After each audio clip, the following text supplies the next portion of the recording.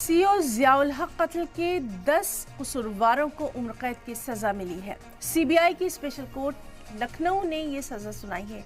आपको बताएं कि 2 मार्च 2013 को ये दिल दहला देने वाला कत्ल हुआ था।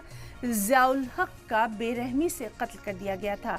लाठी डंडों से पहले उन्हें पीटा गया था, फिर उनको गोली मारी गई थी और इसमें फूलचंद यादव, पवन यादव, मंजीत यादव, घनश्याम यादव, राम लखन गौतम, छोटेलाल यादव, राम आश्रे, मुन्ना पटेल, शिवराम पासी, जगत बहादुर पॉल उर्फ बुल्लेपाल को सुनाई गई है उम्र कैद की सजा।